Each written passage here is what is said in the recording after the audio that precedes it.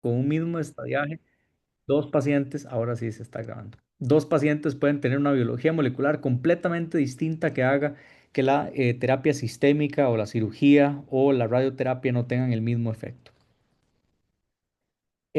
Vamos a hablar durante la charla de algunos de los hallmarks del cáncer. Esto fue una idea, ¿verdad?, que se propuso hace ya más de 20 años con base en toda la literatura que estaba disponible, dos científicos, dos biólogos moleculares y oncólogos moleculares, básicamente con muchísima experiencia, Robert Weinberg y Douglas Hanahan, decidieron escribir un artículo para ver cuáles eran todos esos elementos justamente a nivel molecular que eran necesarios, ¿verdad? O que normalmente ocurrían en el desarrollo de un cáncer, estos procesos moleculares, por ejemplo, el resistir la muerte celular programada, el proceso de angiogénesis, el proceso de inmortalidad, la evasión de supresores de tumores, el crecimiento proliferativo descontrolado, la activación de la invasión local, de la metástasis. Luego emergieron otros hallmarks que tenían que ver con el metabolismo, la inestabilidad genómica, el proceso proinflamatorio, todo lo que tiene que ver con em, ¿cuál es la traducción? Esquivar o evitar al sistema inmune, evadir al sistema inmune. Y bueno, vamos a ir entrando en algunos de estos elementos que son importantes. No todos realmente ocurren en diferentes tipos de cáncer. Hay cánceres que son muy vascularizados, otros no son muy vascularizados, otros son em, profundamente proinflamatorios, ¿verdad? Algunos son en lo que se conoce en la jerga de la inmunoncología como tumores calientes, ¿verdad? Son tumores con alta infiltración de linfocitos CD8 positivos, linfocitos citotóxicos, otros son tumores más fríos, algunos son tumores que tienen una gran desregulación metabólica, unos tumores tienen una gran inestabilidad o por lo general suelen tener gran inestabilidad genómica, por ejemplo, algunos subtipos de cáncer de colon, ¿verdad? Por ejemplo, los que tienen mutaciones en enzimas de reparación de ADN suelen ser cánceres con gran inestabilidad genómica. Entonces, es importantísimo que en la medicina de hoy empecemos a hacer generalizaciones menos gruesas, ¿verdad? Y un poquito más finas, más moleculares, y vamos a ver en algunos ejemplos cómo esto ya ha cambiado incluso no solo el diagnóstico, sino el tratamiento. De nuevo, algunas generalidades que yo sé que tal vez son un poco obvias, pero me permiten a mí direccionar la charla hacia algunos aspectos muy importantes y que tal vez sean más novedosos para el público meta. Es que cuando uno habla de cáncer, obviamente pues hay riesgos intrínsecos y riesgos extrínsecos. Incluso si tuviéramos la oportunidad de hacer una charla de horas, ¿verdad? Podríamos empezar hablando de los cánceres pediátricos, ¿verdad? Y diríamos, bueno, realmente ahí, ¿cuál es el exposoma? ¿Cuáles son los riesgos extrínsecos que hay? Muy pocos, ¿verdad? Los cánceres pediátricos tienen muy pocas mutaciones. Realmente son cánceres en donde las alteraciones que ocurren son más cromosómicas, son más gruesas. Por ejemplo, hablamos de fusiones de genes. Son cánceres en donde básicamente el consenso es que son problemas del desarrollo, ¿verdad? Ocurren normalmente in útero en muchos escenarios. Em, algunas leucemias, por ejemplo, se han asociado con exposiciones tempranas a ciertos agentes virales, pero en general el cáncer pediátrico tiene poca contribución del exposoma, del riesgo extrínseco. Algunos cánceres, y vamos a ver una investigación del año pasado, son más propensos por riesgo intrínseco, es decir, factores como pues, la variabilidad genética que cada uno tiene. Uno de los factores más importantes, si no el más importante de cáncer es la edad, y esto hay que verlo con un lente evolutivo, ¿verdad? Porque en realidad no es nada más así de sencillo de verlo epidemiológicamente y decir, claro, es que vemos que a partir de la quinta, sexta década se disparan los cánceres. Esa generalización podría estar evitando que ahorita entendamos las razones biológicas de por qué estamos viendo cánceres cada vez más tempranos. Cánceres que usualmente se dedicaban o se destinaban a la quinta y sexta década de vida, como colon, por ejemplo, que ahora vemos cada vez en personas más jóvenes. Uno de los aspectos importantes entonces a entender es que es esta combinación de riesgos intrínsecos y extrínsecos los que generan o los que producen riesgo. Quiere decir que ese riesgo se va a ir acomodando o se va a ir acumulando durante la vida y es por eso que la mayoría de los tipos de cánceres son esporádicos, ¿verdad? Quiere decir que ocurren a nivel somático. Algunos tipos de cánceres se consideran hereditarios, 5 o 10%, en algunos casos incluso 15%. Y esto quiere decir que hay una variante de efecto mayor, así lo diríamos, ¿verdad? No es monogénico necesariamente, hay variantes de efecto mayor, por ejemplo, los genes BRCA, que son ya tan conocidos, pero bueno, piensen en todos los genes importantes asociados a síndromes de predisposición de cáncer, ahora vamos a repasar algunos.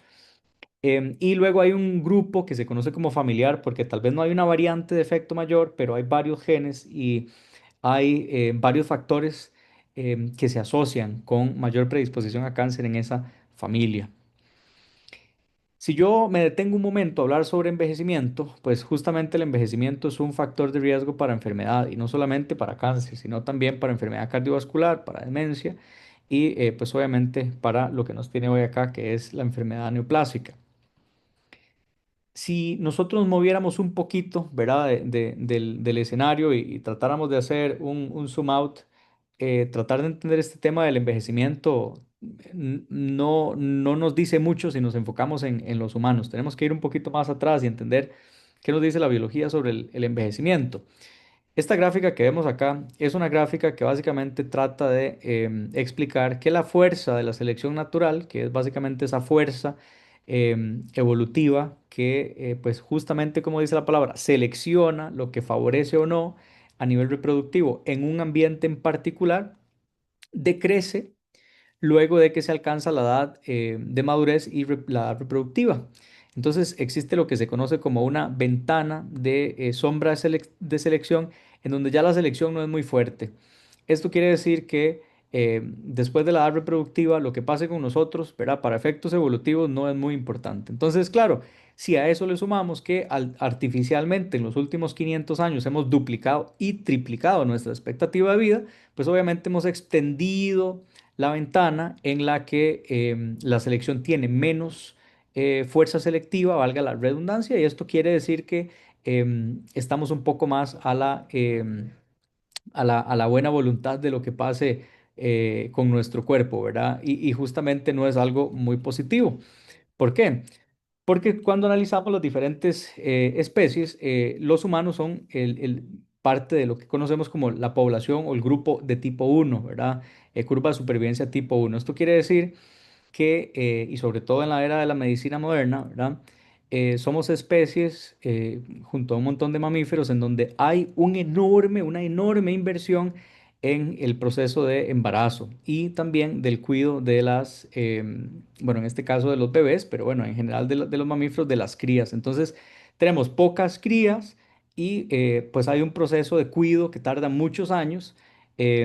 Por lo que si entonces vemos acá el número de supervivientes y la edad en unidades relativas, pues obviamente tenemos una curva de supervivencia muy distinta a especies como por ejemplo las plantas o los peces, ¿verdad? Los peces van a producir millones de organismos, millones de huevecillos, pero una vez que alcanzan esa edad reproductiva se mueren, ¿verdad? De hecho, los que tengan hijos o hijas, ¿verdad? Y que probablemente estén en esa etapa en donde les encantan los moluscos o los peces, pues ustedes sabrán que en los moluscos es muy común, ¿verdad? Normalmente los cefalópodos, los pulpos también tienen este tipo de reproducción en donde producen muchísimas crías y no hay un cuidado parental, ¿verdad? Básicamente todas esas crías van a morir, la mayoría, y muy pocas entonces sobreviven. ¿Por qué esto es importante? Porque la historia reproductiva de una especie determina su historia de envejecimiento o su rate de envejecimiento. Y vamos a entrar un poquito en eso, pero no me quiero quedar mucho para que no nos descuidemos del tema. Este gráfico, que es muy difícil de entender, en realidad pueden seguirme nada más en lo que les voy a contar. Este gráfico lo que demuestra es un estudio en humanos, en más de 200.000 participantes en UK. Lo que demuestra es que los humanos que tienen mayor eh, proporción o mayor propensión a tener hijos, o sea, mayor tasa de fertilidad, tienen normalmente menor expectativa de vida. Y esto ya determinado genéticamente, ¿verdad? Esto no es solamente que vamos a contar todos los factores ambientales que pueden determinar la expectativa de vida. Solamente a nivel genético, aquellas variantes que muy temprano en la vida favorecen la fertilidad, luego nos pasan la factura y acortan la expectativa de vida. Y eso sucedió a escala muy grande en muchos mamíferos. Y eso es lo que vamos a ver en unos ejemplos más adelante. Este concepto de pleiotropía antagonista va a ser muy útil para entender por qué es que el cáncer normalmente se asocia con edad cada vez más avanzada. Pleiotropía antagonista es este concepto en evolución en donde variantes genéticas muy temprano en la vida, en donde sí está esa ventana de selección muy fuerte, ¿verdad? Esa ventana de selección natural. Esas variantes son muy positivas porque temprano en la vida favorecen la reproducción, pero luego pueden traer consecuencias negativas. Ahora, ese luego ya a nivel evolutivo no importa porque ya usted se reprodujo.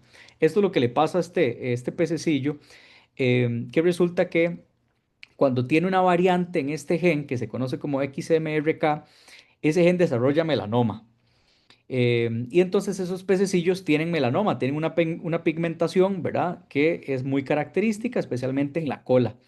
Resulta que ese melanoma hace que vivan menos, pero se reproducen más, porque son animales más grandes. Eso es lo que nos demuestra esta gráfica. Estos pececitos que tienen esa mutación son más grandes, como ustedes pueden ver acá, y además tienen más éxito reproductivo. Esto quiere decir que este gen está bajo pleiotropía antagonista, o sea, temprano en la vida favorece porque el animalcito se reproduce mal, se reproduce más, perdón. em, pero tiene una consecuencia que es que se muere porque pues claramente tiene esta enfermedad, este melanoma. Entonces, es muy importante que tengamos en cuenta esto porque aunque parece filosófico e interesante, ¿verdad? Y lo que leen normalmente los médicos ya cuando tienen 60, 70 años, y lo digo no, ¿verdad? No de forma peyorativa, lo digo porque de hecho uno de los premios Nobel con los que trabajo al lado, ¿verdad? Acaba de escribir un libro justamente sobre esto, ¿verdad?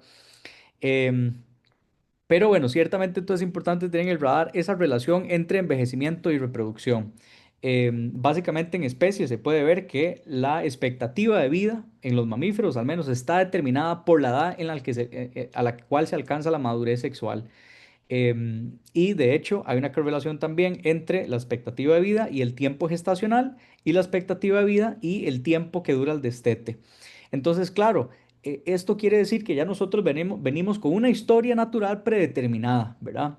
Y esto quiere decir que a diferencia de los elefantes o las ballenas, que no artificialmente extendieron su periodo de vida, ¿verdad? Sino que naturalmente viven también 100 años, 120 años humanos o hasta más, nosotros no hemos tenido el tiempo adecuado para que evolutivamente se ajusten esas ventanas de selección que permitan que no tengamos cáncer a edades más avanzadas.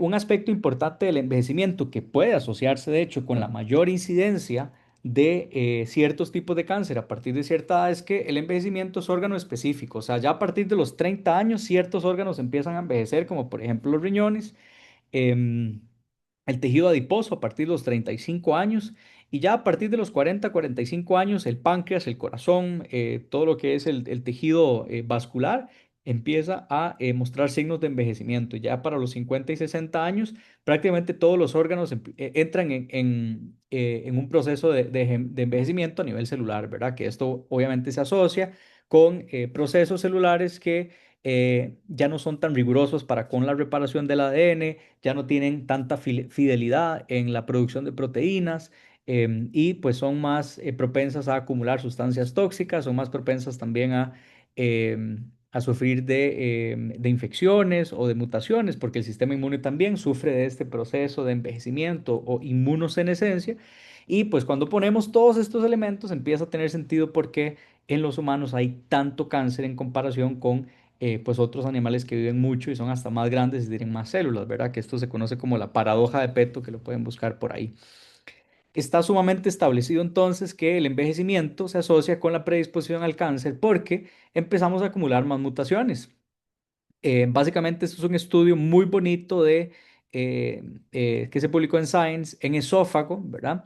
Y esto es tejido sano, ¿verdad? Aquí básicamente lo que hicieron fue tomar muestras de esófago de muchos pacientes de diferentes edades. Este estudio estuvo coliderado por Rebecca Fitzgerald, que de hecho es ahora la jefa de oncología de Cambridge. Antes estaba Richard Gilbertson, que era el chair de mi proyecto de tesis.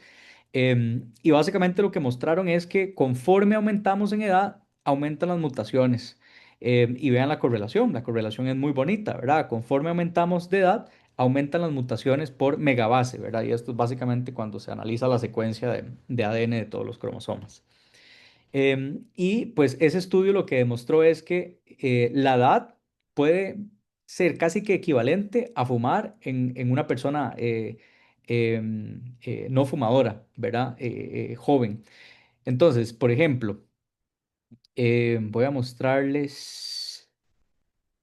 Vean, esta persona de acá, no sé si pueden ver la presentación, pero el tercer cuadrito, ¿verdad? En la primera fila dice que es una mujer en sus treintas, no fumadora. Y ya lo que se ven son muchas esferas de colores. Esos son diferentes mutaciones que ya tiene esa mujer. Recuerden, no es fumadora, es conocida sana, este es su epitelio del esófago.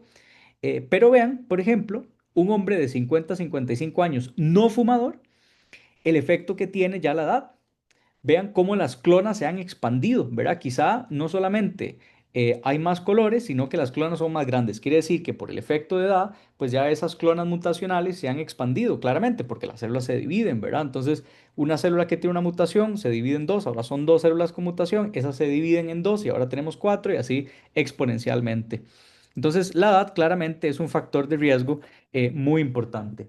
Un segundo nada más, voy a prender la luz porque estoy en una oficina y ya se oscureció. En el epitelio gástrico, esto se ha visto también. Este es un artículo del año pasado, ¿verdad? Y básicamente demostraron que el número de variantes, este SNV, Single Nucleotide Variants, variantes de un solo nucleótido, y vean que aumentan con la edad también. Entonces, no sé, tenía otro caso, sí, por ejemplo, en cáncer colorectal se sabe que los pacientes de mayor edad, ¿verdad? De mayor de 50 años, tienen mayor carga mutacional, ¿verdad? Y los pacientes de 0 a 49 años, pues tienen menos carga mutacional. Y eso va a tener implicaciones en el tratamiento, ¿verdad? Estos pacientes que tienen más mutaciones pueden que sean mejores candidatos a inmunoterapia. Porque al tener más mutaciones, tienen más carga mutacional, normalmente puede asociarse con procesos de inestabilidad microsatélítica y entonces esta biología, que básicamente se deriva solamente de el envejecimiento, hace que tengan un comportamiento distinto a nivel biológico y a nivel clínico. Ahora, obviamente estamos en un contexto en donde los genes que nosotros tenemos evolucionaron hace cientos y si no miles y si no millones de años, en donde no teníamos la carga ambiental que tenemos ahora, el exposoma que tenemos ahora. Entonces, claramente ustedes se podrán imaginar que no solo los elefantes que viven 100 años han tenido casi que la misma selección, ¿verdad? Durante esos 100 años y la misma carga exposómica, no solo ese proceso logra explicar el por qué es que no tienen tanto cáncer, sino que, pues, obviamente no tienen la exposición que tenemos nosotros, como el tabaco, el alcohol, las infecciones, y pues obviamente todos los elementos que se asocian con mayor riesgo de cáncer. Entonces, aparte de que los humanos no hemos, ¿verdad? En el periodo correcto de tiempo, que básicamente son millones de años, no hemos ganado los mecanismos de protección contra el cáncer, aparte de eso, ¿verdad? Aparte de que extendemos artificialmente nuestra vida, no nos protegemos a nivel de exposoma. Entonces, esos genes nuestros que no surgieron bajo presiones selectivas parecidas a las de ahora, porque el ambiente claramente era distinta, no saben cómo responder a la carga ambiental o conocido como exposoma que tenemos hoy día. Y por eso se dice que el 40-50% de todos los tipos de cánceres, en teoría por lo menos, podrían ser prevenibles si pudiéramos erradicar el consumo de tabaco, contaminación ambiental, obesidad y todos los factores que ya son bastante conocidos para nosotros. Ahora, eso es un 50-40%. Quiere decir que hay otros tipos de cáncer en donde el ambiente contribuye menos, ¿verdad? Y entonces ahí hay que entender la biología de lo que sucede, ¿qué es? ¿Es mala suerte? ¿Es herencia? Bueno, hay un estudio muy bonito que publicaron en Oxford el año pasado en The Nature Medicine, en donde trataron justamente usando bases de datos enormes que hay en Reino Unido, miles de personas, cientos de miles, lograron calcular cuál es la contribución de el exposoma o la genética o sencillamente las diferencias de edad y sexo en diferentes enfermedades, no solo cáncer. Vean qué interesante que, por ejemplo, el cáncer de mama parece ser muy, muy, muy determinado por la genética, ¿verdad? Y uno pensaría que todas las investigaciones en cáncer de mama que hablan de pues, el uso de anticonceptivos, el número de embarazos, la edad del primer embarazo, la edad de la menarca, todos estos factores que conocemos, ¿verdad? Que si amamantó o no, son importantes, ¿verdad? Y se sabe que aumentan el riesgo. De hecho, los hazard ratios son relativamente bajitos y este estudio más o menos nos pone en el mapa por qué. Cáncer de mama es uno de esos cánceres en donde la genética juega un factor muy determinante, muy distinto a cáncer de pulmón, como hemos de esperar. Ustedes pueden ver acá que la contribución de la fracción que corresponde al exposoma es altísima, ¿verdad? En cáncer de próstata, por ejemplo, hay una casi que no es un 50-50, pero es como un 60-40. Vean que la contribución del exposoma es casi nula y esto es una de las cosas más interesantes en cáncer de próstata. No sabemos por qué las asociaciones tradicionales no son sólidas, más bien hay asociaciones súper contraintuitivas, como por ejemplo el fumado más bien reduce el riesgo de cáncer de próstata o la diabetes tipo 2. Esto es algo que no entendemos porque hay una biología ahí detrás que no logramos entender y es por eso que vemos que normalmente en cáncer de próstata un 60% de la contribución es normalmente genético y pues la edad sigue siendo uno de los factores más importantes, ¿verdad? En cáncer de próstata. En ovario pasa algo muy, muy parecido, nada más con una contribución un poquito más grande del exposoma, que tiene sentido, digamos, por el proceso normalmente de embarazo.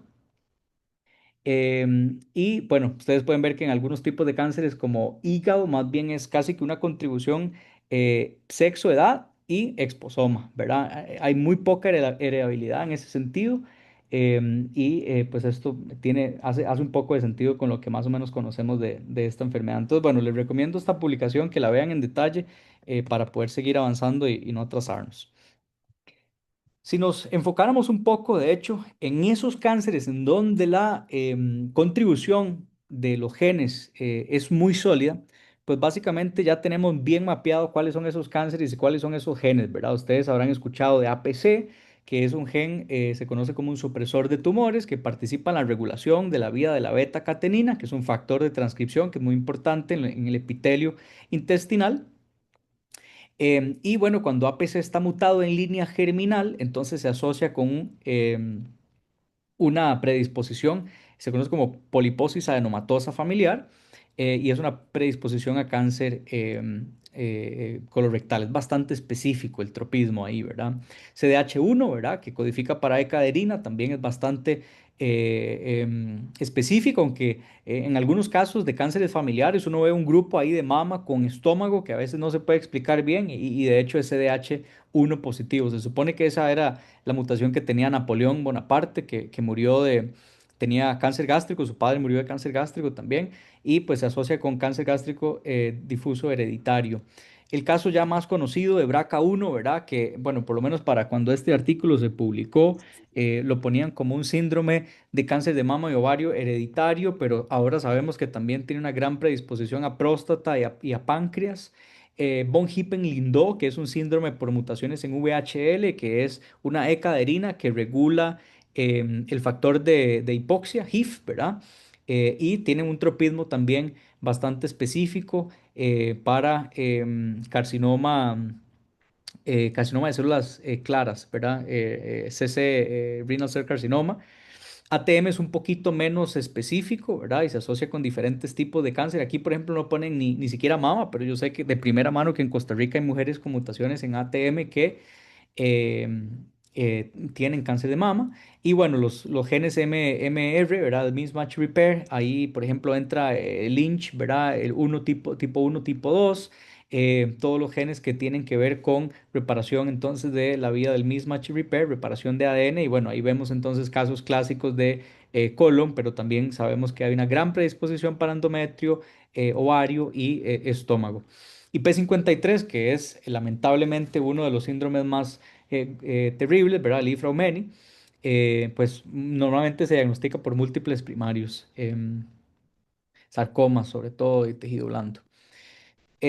Sabemos entonces que si vamos sumando, ¿verdad? Riesgo genético más ambiente, más familiar, pues obviamente entonces el riesgo aumenta muchísimo. Este es el caso para CDH1, ¿verdad? Que predispone para cáncer de estómago y también para mama. Pues entre más historia familiar haya, pues mayor es el riesgo, que es lo que nos trata de mostrar esta gráfica. Entonces es muy importante que cuando se trate un paciente con cáncer, se analice su historia familiar, ¿verdad? Y se trate de buscar patrones, porque muchas veces ese driver molecular que puede estar ahí nos puede decir si este cáncer es más propenso a responder a cierta terapia o es más propenso que tenga relapso o es más propenso a que se asocie con mayor toxicidad en la terapia, etcétera. Esta es una aplicación muy bonita, reciente, que de hecho demuestra que aunque haya una mutación en línea germinal, si no hay historia familiar, el riesgo es menor. Entonces, por ejemplo, vean el riesgo que hay entre BRCA cuando hay historia familiar, que es esta gráfica de aquí, versus cuando no hay historia familiar, ¿verdad? En BRCA2 es menos el efecto, en MLH1, MSH2 y MSH6, que son de hecho esos genes del Lynch, ¿verdad? Del mismatch repair, también ocurre lo mismo, ¿verdad? O sea, un paciente que tenga historia familiar siempre va a tener más riesgo y si hay ya de por sí una variante genética más historia familiar, pues habrá cada vez más riesgo. Lo otro es que la ancestría importa mucho, ¿verdad? ¿Y esto por qué es relevante para nosotros? Porque estamos condicionados a los estudios europeos, a los estudios asiáticos, a los estudios americanos, o bueno, diríamos gringos, ¿verdad? Aunque no con la intención de que suene peyorativo, pero ahora por lo menos algunos estudios estadounidenses incluyen poblaciones hispanas, incluyen poblaciones asiáticas, pero bueno, ya hay estudios que demuestran que aunque el background genético es el mismo, ¿verdad? Pues ya solo el hecho de haberse occidentalizado cambia mucho la incidencia, la epidemiología. Entonces, entender la ancestría es importante porque determina cuáles son las variantes más comunes, ¿verdad? Tanto a nivel hereditario como a nivel somático. Entonces, por ejemplo, vean ustedes que en las poblaciones caucásicas, BRCA2 es más común que BRCA1, igual que en la ascendencia de los judíos Ashkenazi, igual que en los asiáticos, y en los hispanos no, en los hispanos es BRCA1, pero curiosamente en Costa Rica, las mutaciones más frecuentes en mujeres con cáncer de mama es BRCA2. Entonces vean qué importante no es irse por la epidemiología global, sino siempre aterrizar la epidemiología pues local, ¿verdad? Porque eso determina mucho pues la biología del tumor, qué tan rápido crece, qué tanto responde a ciertas terapias, qué tan propenso es a que haga metástasis, qué tan propenso es que haga metástasis a ciertos órganos versus otros, etcétera. Entonces hay que entender la carcinogénesis justamente como un proceso espacio-temporal, ¿verdad? Y es un proceso que tarda mucho tiempo en algunos tipos de cáncer, en otros tarda menos. Por ejemplo, en colon y en pulmón, lo que se espera es que estas sean lesiones que tarden mucho tiempo. Ahora, estamos viendo lesiones cada vez más tempranas o en personas con edades más tempranas y esto nos tiene que empezar a cuestionar el conocimiento que tenemos sobre la biología tumoral y la carcinogénesis. ¿Qué es lo que está pasando ahí? ¿Por qué es que en estas personas no se requiere que ocurran 20, 30 años de carcinogénesis? Em, Hay una mayor predisposición genética, hay un ambiente que está saturando la señal oncogénica, por decir. Eso puede estar pasando, ¿verdad? Por ejemplo, con el non-small cell lung cancer o en algunos tipos de cánceres de pulmón asociados a no fumado vemos cada vez que ocurren también en edades tempranas. Y entonces, ¿cómo podemos explicar eso? Bueno, parece que la contaminación está teniendo un efecto en personas con ciertas predisposiciones genéticas de trigger, ¿verdad? O sea, está disparando un proceso de oncogenicidad en estas poblaciones. Entonces, bueno, es importante que entendamos cómo funciona ese proceso, que aquí se ve muy bonito, muy lineal, pero en realidad sabemos que en la biología nada es así de lineal y esto es muy importante. ¿Por qué? Porque vean qué fácil que es pensar que todos los cánceres se comportan así, estadio 0, 1, 2, 3, 4, ¿verdad? Y sus 1A, 1B, 1C, todo lo que quieran. Y en esta línea, ¿verdad? Primero se pierde, por ejemplo, en colon se pierde APC, luego hay hipometilación, luego mutación en KRAS, luego se pierde P53. Sería facilísimo. La realidad es que cada paciente tiene su propia ruta. Entonces, no importa que veamos que este paciente A tiene también mutación en APC igual que el paciente B. No sabemos ni podremos saber tal vez más adelante con lineage tracing y otras tecnologías ahí, pero no podremos saber si a ese paciente la mutación en APC le ocurrió primero o fue segunda o fue tercera, y eso determina mucho la biología de un cáncer. De hecho, les traigo dos artículos, uno de Nature Cancer del año pasado en cáncer de esófago, que demuestra que si en los pacientes se muta P53 primero y luego se pierde CDKN2A, sí, el mismo CDKN2A que vemos en los gliomas y el mismo CDKN2A que se ve en un montón de tipos de cáncer, P16, si primero se muta P53 y luego se pierde CDKN2A, la enfermedad es muy agresiva. Pero si primero se pierde CDKN2A y luego se muta P53, la enfermedad normalmente no progresa. De hecho, hay un estudio que salió también el año pasado en Nature de Douglas Winton, que ya cerró su laboratorio, estaba justamente al lado bueno, del laboratorio donde yo trabajo, en el Instituto de Cambridge, y lo que ellos demostraron en modelos animales es que el orden en el que ocurran las mutaciones importa. Entonces son modelitos animales que tienen diferentes mutaciones que vemos en humanos, ¿verdad? En APC, en KRAS, en P53, en PTEN, en PIK, ¿verdad? PIK3, que es tan importante en diferentes tipos de cáncer. Y luego entonces lo someten a tratamientos con una molécula que se conoce como ENU, ¿verdad? N-etilene-nitrosourea, que es carcinogénica, o sea, genera mutaciones. Resulta que los tumorcitos, ¿verdad? O los ratoncitos que tienen mutaciones en KRAS son los que son más sensibles al ENU. Vean ustedes que tienen más de 1000 tumores por ratoncito y no sobreviven, pero ni un mes, ¿verdad? Lo mismo ocurre con los que tienen mutaciones en APC. Pero vean que, por ejemplo, los que tienen mutaciones en P53, heterocigotas, son más resistentes que los que tienen mutaciones en P53 alelo nulo, o sea, que no tienen P53 del todo.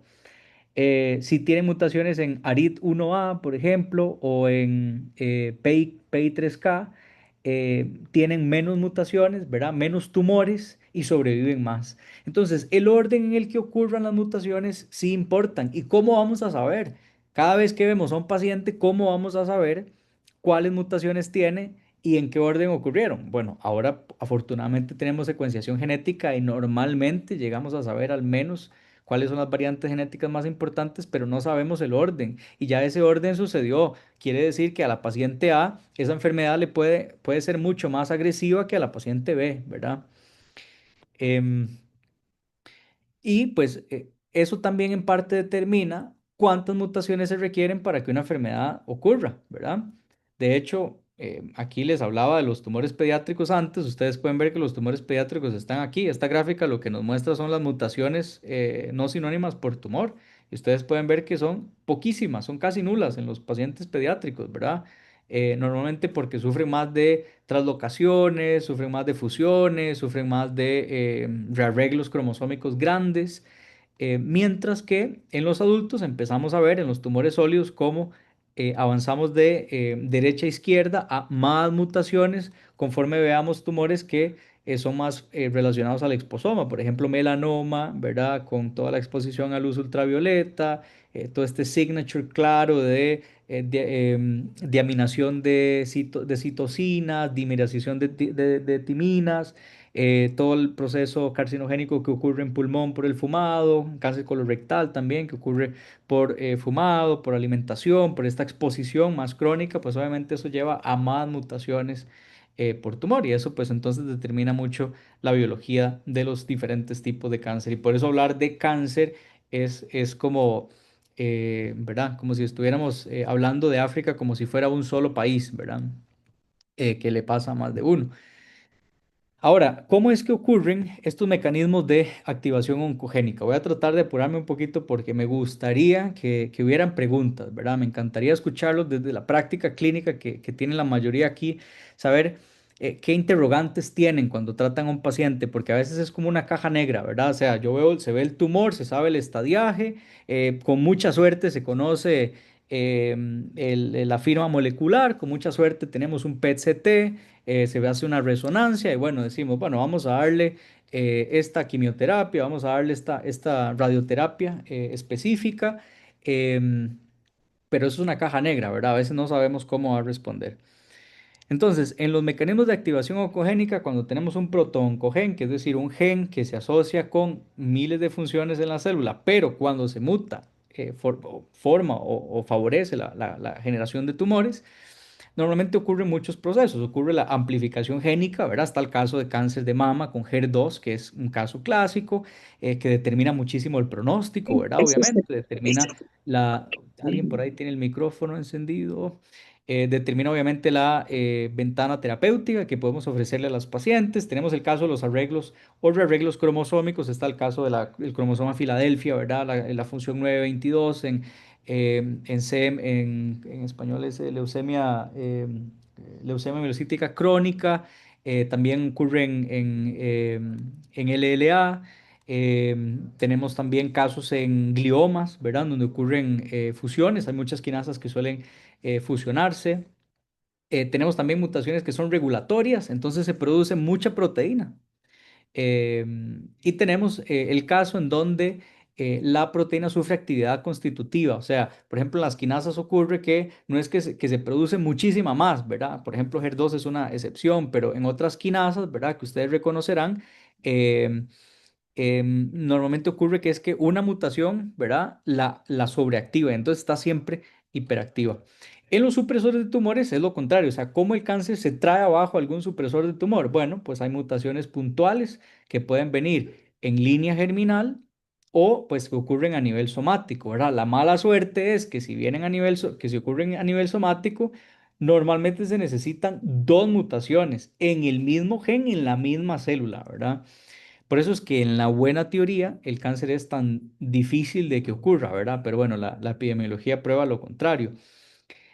Otro de los mecanismos es que ocurra una mutación y luego silenciamiento epigenético, ¿verdad? Que de hecho el silenciamiento epigenético puede ocurrir incluso a nivel germinal. Por ejemplo, CDH1 es uno de esos genes que vienen epimutados. O sea, usted le hace un análisis de esa familia y de ahí el gen sale perfecto, no tiene mutación, pero el gen está silenciado, entonces no se expresa. Es importante que tengamos eso en mente.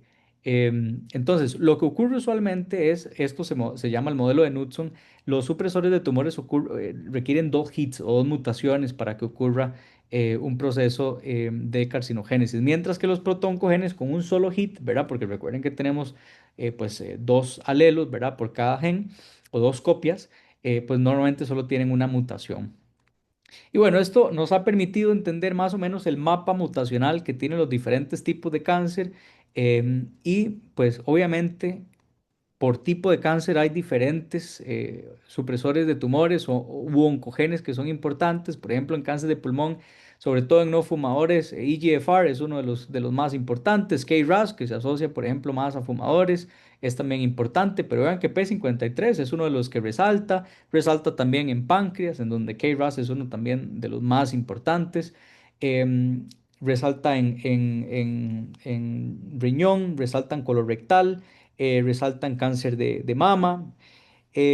Algo que es interesantísimo es que los gliomas, por ejemplo, bueno, lo que sería ahora en la clasificación un glioblastoma, que es un IDH wild type, los glioblastomas tienen mutaciones en EGFR también, pero las mutaciones EGFR de los glioblastomas no son las mismas que las de cáncer de pulmón. Esto nos habla de lo que se conoce como molecular signatures, ¿verdad? O signatures mutacionales. Esto nos habla de cuál es la causa de esa mutación, ¿verdad? Que si es exposoma o que si es envejecimiento.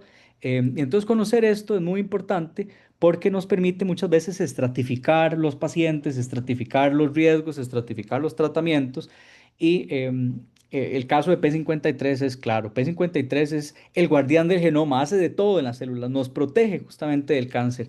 Y de hecho los elefantes que antes mencionaba, ¿verdad? Alguien diría, ¿por qué este está hablando de elefantes en una charla para radiooncólogos, ¿verdad? Y para mucha gente, porque bueno, los humanos no son los únicos que sufren de cáncer y ver más allá de los humanos en los organismos que sufren o no de cáncer nos ayudan a entender muchas cosas de nuestra propia enfermedad. Acá estamos viendo que la mayoría de cánceres humanos sufren mutaciones en P53. Bueno, resulta que los elefantes no tienen dos copias de P53 como nosotros, tienen 20.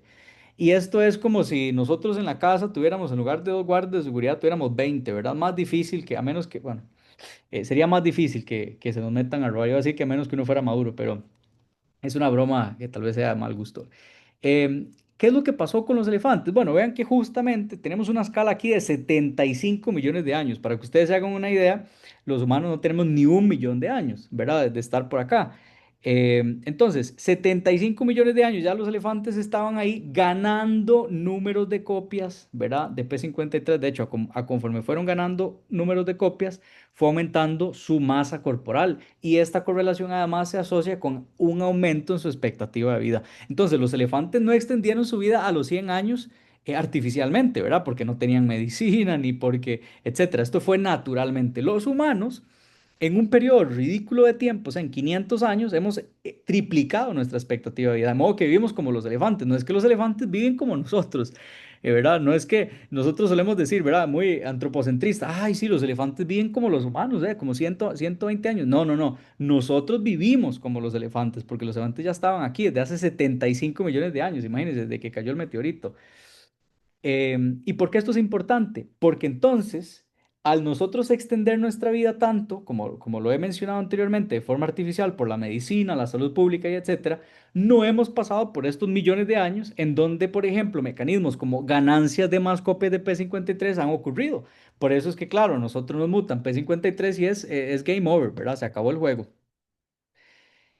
Y aquí pongo parte de las funciones que hace P53, que hace todo, ¿verdad? Tiene que ver con reparación del ADN, tiene que ver con censar si hay daños en el telómero, hipoxia, estrés oxidativo, toda la parte de metabolismo, estrés replicativo, y por eso es que es tan importante. Esto me lo voy a saltar porque quiero ver si logro terminar y que me puedan hacer unas preguntitas. Esto era nada más que cualquiera podría decir, bueno, entonces metámosle a todo mundo P53. Bueno, esto a alguien se le ocurrió, lo hizo en ratones y no salió bien. ¿Por qué? Porque sí, no tenían tumores ya esos ratones, no les daba cáncer, pero más P53, mayor envejecimiento. Recuerden ustedes ese trade-off entre la historia de vida reproductiva y envejecimiento. Si nosotros hubiéramos artificialmente incorporado mucho P53, quizá vivirían muchísimo menos, ¿verdad? Que es lo que vemos en estos ratoncitos que envejecen un montón y mucho más rápido que los ratoncitos normales. Entonces, pues entender las mutaciones y su valor clínico es fundamental. Creo que ese mensaje ya quedó claro. Yo sé que hay mucha gente aquí que le gusta la neurooncología.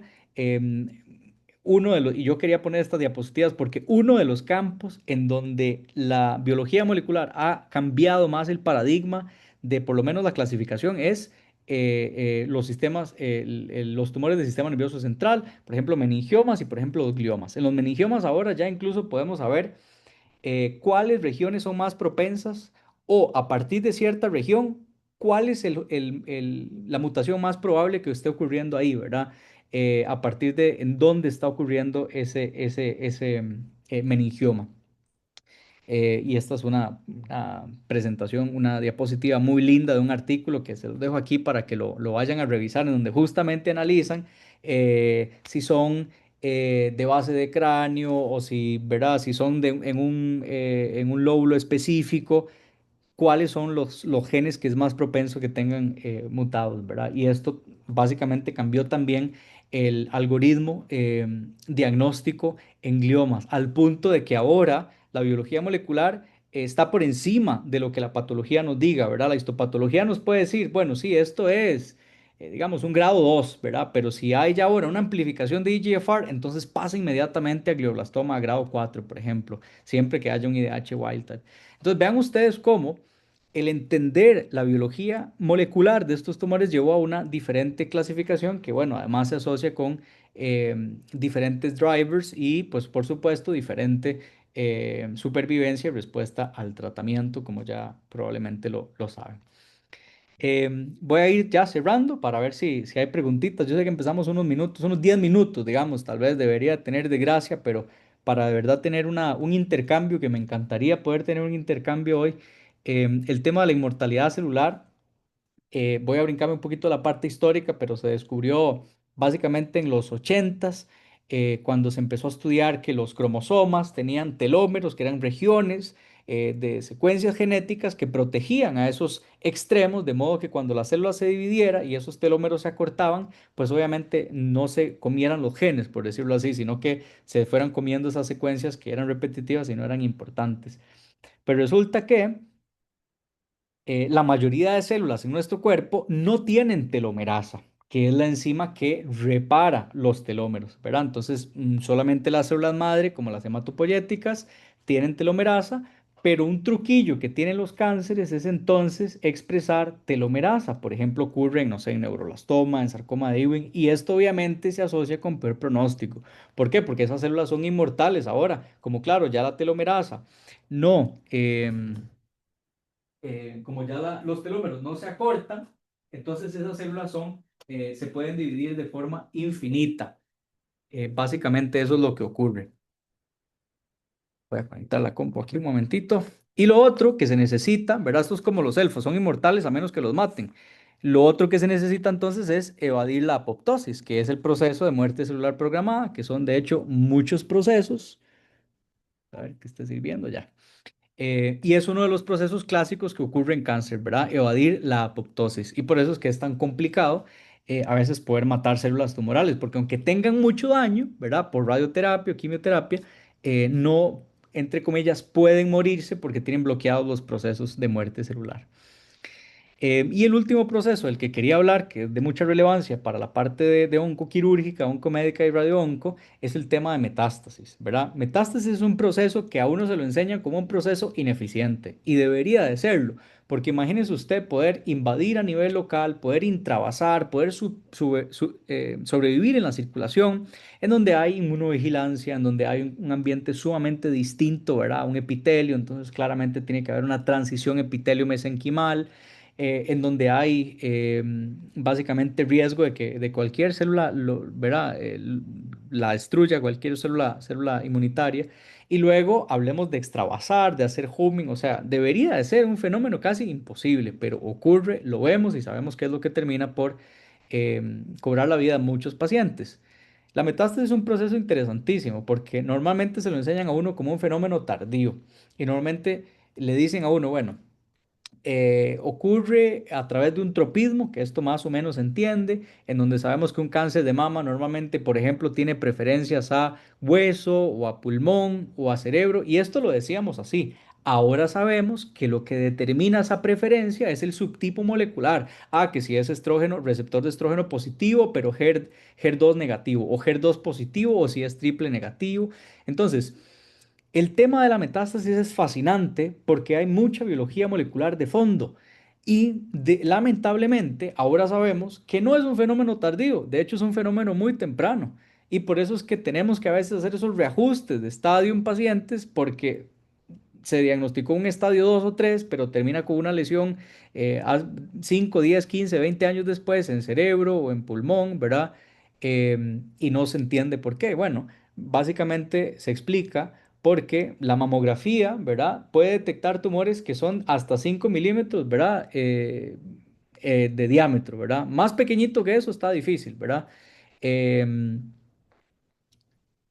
un tumor normalmente, con que sea ya de 1 milímetro, ya puede hacer metástasis. Pero la mamografía no lo va a detectar. Van a tardar unos 3 años más para que la mamografía lo pueda detectar. Eso es básicamente lo que dice esta publicación. Y entonces, claro, muchas veces no entendemos por qué es que aparece ya el tumor 5, 10, 15 años después y es porque esa metástasis fue más temprana de lo que se creía y a un órgano en específico que pudo haber sido, de hecho, determinado por su biología molecular, ¿verdad? Entonces, ahora es imposible en el escenario de la oncología actual que no entendamos los subtipos moleculares porque entonces no estaríamos entendiendo lo que ocurre con los pacientes. Esto de metabolismo sí me lo voy a saltar para poder terminar esta parte y que entonces hayan preguntas. Como les decía, si luego tienen deseo, podemos hacer una parte que tenga que ver ya más con el tratamiento, porque me interesa mucho hablarles pues obviamente la parte molecular de terapias dirigidas, pero también de radioterapia, especialmente de radiocirugía, ¿verdad? Este es un link por si quieren unirse a la comunidad de COC, porque siempre tenemos un programa académico. Este es el link para la comunidad científica. Ahora lo puedo poner para que le tomen una captura. Y me encantaría entonces escuchar sus preguntas, ¿verdad? Yo sé que tuvimos que correr un poquito para cumplir con la hora, pero como empezamos un poquito tarde, quisiera pensar que tenemos unos 10 minutos de gracia para escuchar sus preguntas y tratar de contestarlas de la mejor manera que me sea posible. Luis, muchas gracias. Qué buena presentación. Yo la disfruté un montón. Eh, Solo quisiera, Luis, que brevemente, que es qué tema más complicado, es la interacción de la célula tumoral, ¿verdad? Dejar esa vista tumorocentrista y analizarlo como una comunidad. ¿Cómo es esa interacción o esa perversión del microambiente? Por ejemplo, que ahora está muy de moda el sistema inmune. Sí, bueno, es la dirección en la que se está moviendo ahora todo. De hecho, hay un estudio muy reciente en Nature, no sé si te lo ha pasado Warner, que se hizo ahí al lado también de donde trabajo, en el Cancer Stem Cell Institute, que básicamente lo que dice es, usted puede tener todas estas mutaciones que yo estaba hablando, ¿verdad? Y por eso es que tal vez con la edad acumulamos mutaciones, pero ¿por qué es que no todo el mundo desarrolla cáncer? Bueno, porque el microambiente no es permisivo en algunas personas. Y es por eso que algunos factores de riesgo como la obesidad, ¿verdad? Que la obesidad sabemos que genera hipotoxicidad, genera inflamación, genera procesos a través de adipoquinas que son normalmente protumorales, eh, tienden a hacer el priming de ese, ¿verdad? De ese microambiente y sea entonces más permisivo que una célula por ahí se escape o haga difusión o tenga el ambiente que necesita para poder crecer más de la cuenta, etcétera. Entonces, me parece, Ale, que es una pregunta buenísima. Creo que es a lo que tenemos que irnos moviendo. Hay laboratorios enteros en el mundo que ahora solo se tratan de ver cómo podemos rearreglar, ¿verdad? O cómo podemos cambiar el microambiente para hacerlo más propenso, ¿verdad? A terapias. Por ejemplo, páncreas, ¿verdad?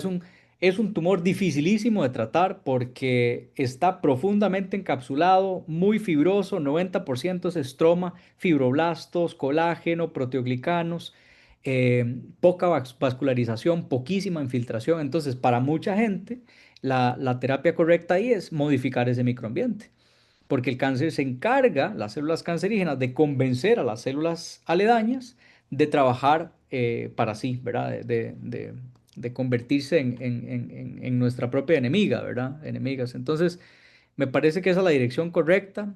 Creo que por ahí van las cosas desde que se aprobaron las primeras inmunoterapias, ¿verdad? Que era una diapositiva que tenía por aquí. Básicamente se logró demostrar que la relación entre las células inmunitarias y la célula tumoral es importantísima y si logramos bloquear interacciones que son inhibitorias, como los checkpoints inhibitors que ya conocemos, que hay incluso en Costa Rica, como pembrolizumab, batezolimumab, pues entonces logramos que el sistema inmune no se apague, ¿verdad? Porque los tumores generalmente tienen un microambiente justamente muy inmunosupresor por diferentes razones. Uno de esos elementos es hasta metabólico, que es la acidificación del medio por producción de lactato a través de efecto Barbour, ¿verdad? En donde básicamente se produce muchísima glucosa o se absorbe más bien, muchísima glucosa y se metaboliza directamente por fermentación a lactato y eso pues se termina excretando al medio y el medio se acidifica y eso es completamente inmunosupresor no solo para las CTLs o las T citotóxicas, sino también para la polarización de macrófagos que entonces se vuelven más protumorales que antitumorales. Nos pregunta la doctora Yasmín, ¿qué opina de los disruptores endocrinos en la formación de diversos tipos de cáncer? Es un punto muy bueno. Yo creo que depende de cuál tipo de cáncer, no sé si le podemos hacer la pregunta de cuál tipo de cáncer tiene en interés, digamos, porque no todos los cánceres, digamos, son tan ¿Cómo que de susceptibles. mama, no? Me imaginaría, digamos. No sé si tiene la pregunta enfocada a mama. Creo que es un problema bastante complejo. Sí, de mama o piel, dice la doctora. Ok. Yo me imagino, ¿verdad? Por lo que he leído, que muchos de los tipos de cáncer que vemos es por la manipulación hormonal que tenemos. No solamente hay que pensarlo a nivel farmacológico, pensémoslo a nivel de historia de vida, ¿verdad? Uno de los elementos que está cambiando mucho ahora, que se supone que era protector por la historia de vida, era el tema del embarazo, era el tema del número de embarazos, era el tema de amamantar, era el tema de consumo o no de anticonceptivos. Todos esos cambios que son culturales, más los farmacológicos han tenido han hecho como un reshaping del landscape de los diferentes tipos de cáncer. Entonces, creo que, pues sí, definitivamente en la intervención terapéutica estamos generando mayor predisposición a que ocurran ciertos tipos de cáncer, sí. De piel, no sé, la verdad, esa sería la respuesta más honesta. No he leído mucho, pero bueno, me parece que es una muy buena pregunta. No sé si hay más preguntas también. ¿Alguien con alguna pregunta, algún comentario, alguna duda?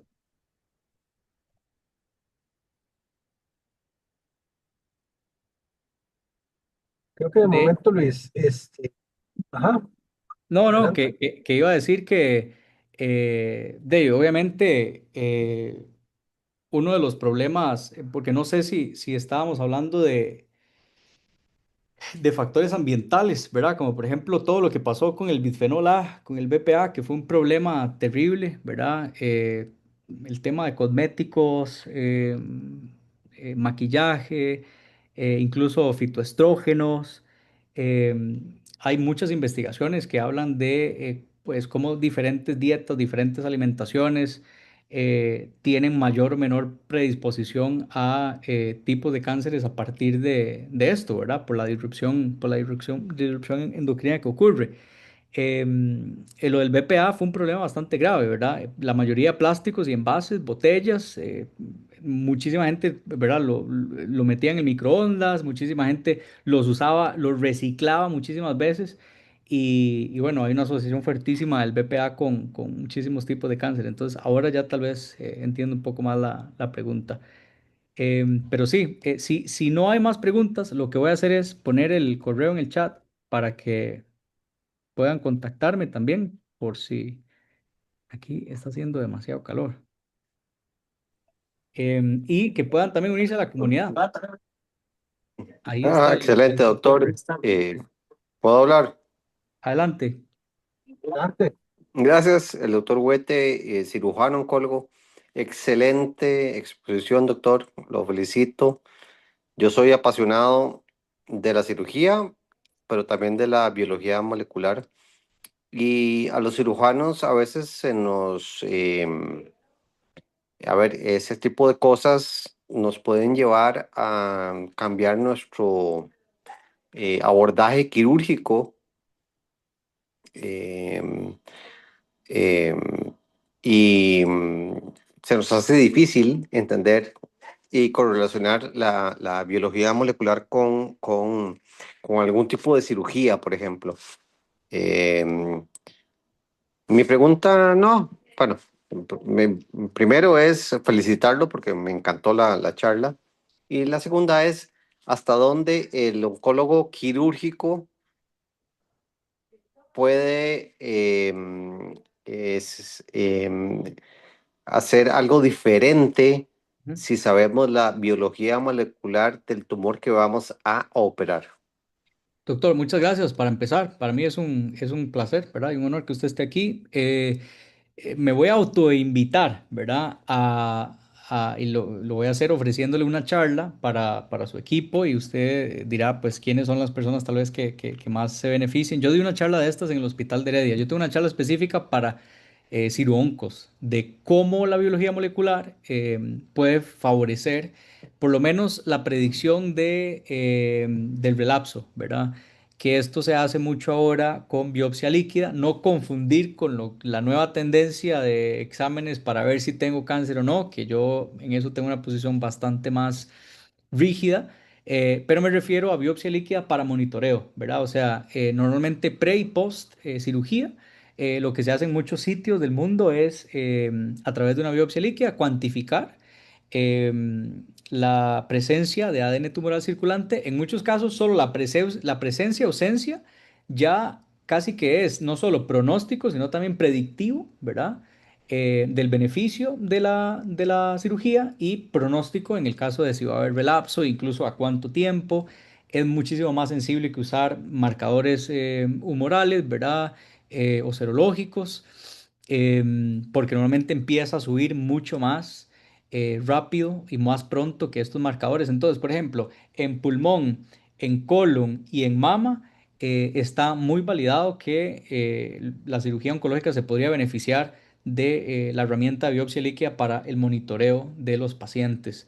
Incluso es mucho más efectivo que las imágenes en el sentido en el que para que una lesión aparezca, ¿verdad? Anatómicamente en imágenes tiene que pasar un tiempo, porque es que es así. Normalmente, muy antes de que aparezca en imágenes, la lesión empieza a pues, liberar ADN tumoral circulante, que entonces puede medirse por biopsia líquida.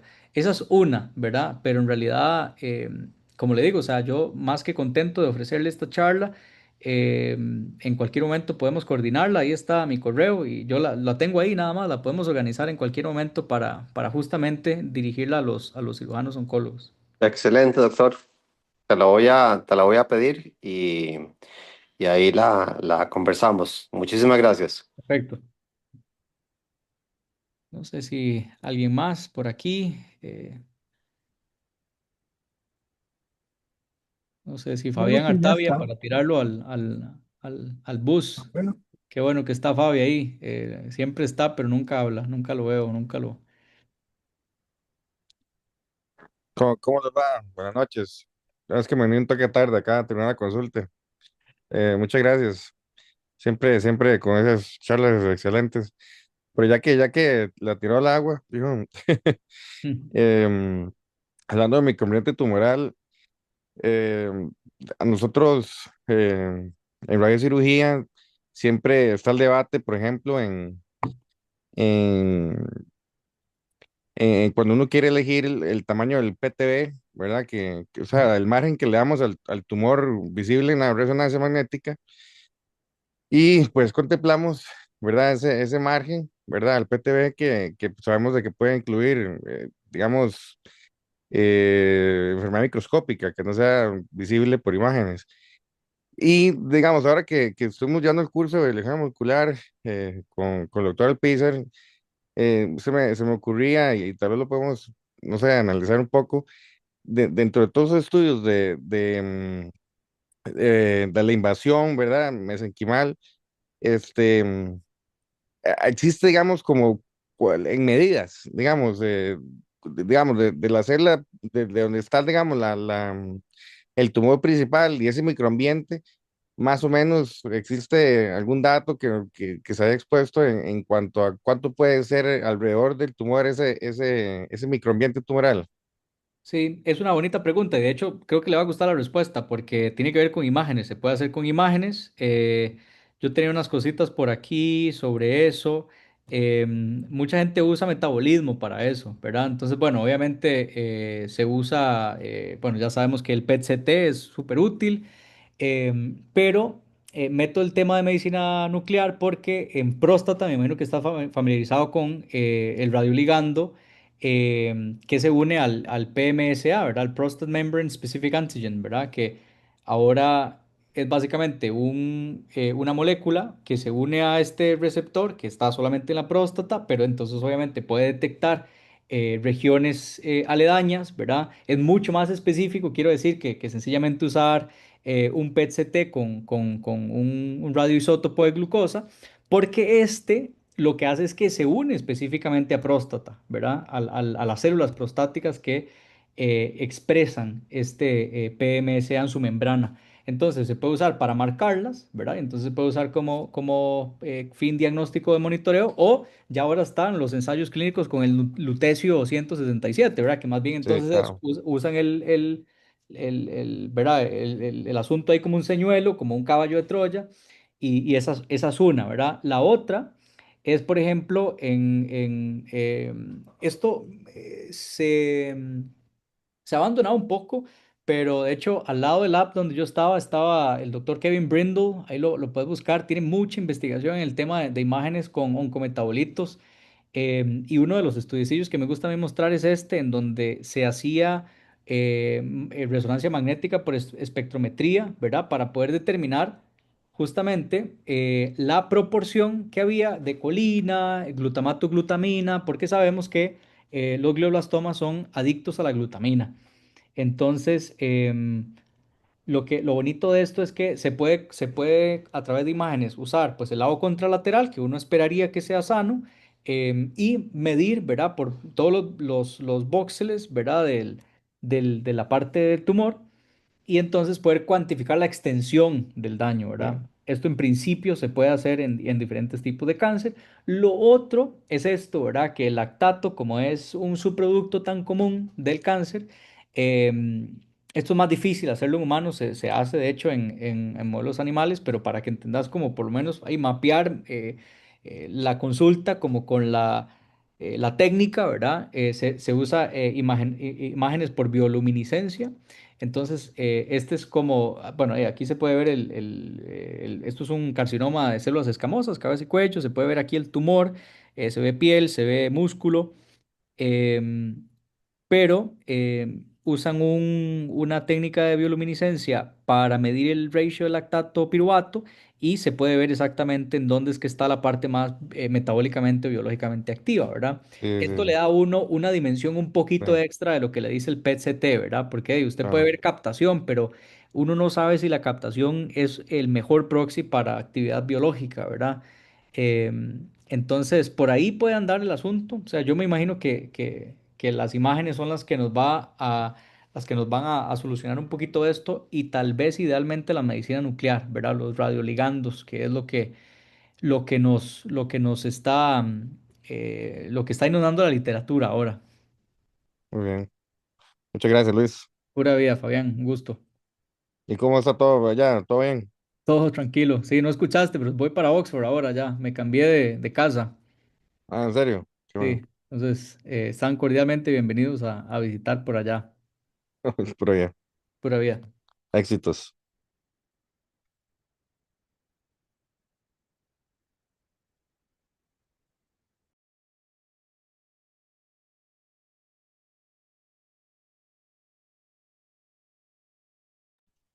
Muy bien. Bueno, pues yo creo que seguro se le fue la conexión al doctor Blanco, que era el que yo estaba esperando, pero el doctor Blanco era el que nos estaba sirviendo de anfitrión. Entonces yo voy a cerrar aquí la sesión. Espero que pasen feliz tarde y nos vemos entonces el próximo mes. eh, no por este canal, pero por las charlas del Centro Oncológico Costarricense. Que pasen feliz tarde. Por allá.